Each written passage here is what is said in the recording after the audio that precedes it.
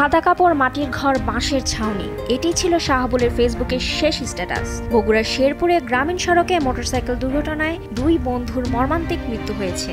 দুইজন গাড়িদহ ইউনিয়নের রামেশপুর গ্রামের ২০ বছর বয়সী মেহেদী হাসান ও শেরপুর পৌর শহরের গোসাইপাড়া মহল্লার ২০ বছর বয়সী শাহাবুল হাসান।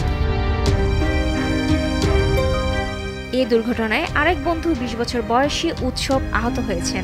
রোববার রাত ৮:৩০টার দিকে উপজেলার গাড়িদহ ইউনিয়নের ফুলবাড়ি বাজার এলাকায় এই দুর্ঘটনা ঘটে। প্রত্যক্ষদর্শীরা জানায়, ৩ বন্ধু একটি মোটরসাইকেল করে রামেশপুর গ্রামের দিকে যাচ্ছিল। পথে মোটরসাইকেল চালক শাহাবুল হাসান নিয়ন্ত্রণ হারালে সড়কের পাশে একটি দোকানের শাটারে ধাক্কা লাগে। এতে ৩ জনই গুরুতর আহত হয়। স্থানীয়রা তাদের উদ্ধার করে বগুড়ার শহীদ জিয়াউর রহমান মেডিকেল কলেজ হাসপাতালে পাঠায়।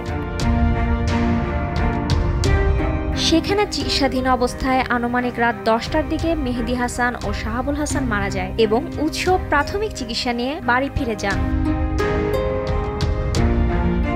আহত উৎসব জানান, বন্ধুকে বাড়ি পৌঁছে দিতে যাওয়ার সময় বেপরোয়া গতির কারণেই দুর্ঘটনা ঘটে। তারা ৩ জনই সম্প্রতি এইচএসসি পাশ করেছেন। স্থানীয়রা জানান, দুর্ঘটনার কয়েক ঘন্টা আগে শাহাবুল হাসান তার ফেসবুক প্রোফাইলে একটি নোট স্ট্যাটাস দেন, সাদা কাপড়, মাটির ঘর, বাঁশের ছাউনি। দুর্ঘটনার পর সেই স্ট্যাটাসটি সামাজিক যোগাযোগ মাধ্যমে দ্রুত ছড়িয়ে পড়ে। অনেকেই এটিকে এক অদ্ভুত পূর্বাভাস হিসেবে দেখছেন।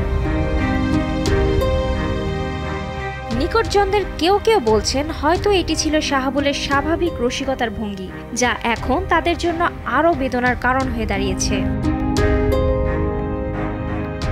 এদিকে রোববার ২৬ অক্টোবর ফার্মগেটে মেট্রো রেলের পিলার থেকে বিয়ারিং প্যাড ভেঙে নিচে পড়ে গিয়ে না ফেরার দেশে পাড়ি জমান শরীয়তপুর জেলার আবুল কালাম। তার ১৬ ঘন্টা আগের ফেসবুক স্ট্যাটাস ছিল, ইচ্ছে তো অনেক, আপাতত যদি জীবন থেকে পালিয়ে যেতে পারতাম। এরকম পোস্ট নিয়ে সামাজিক মাধ্যমে চলছে তুমুল আলোচনা।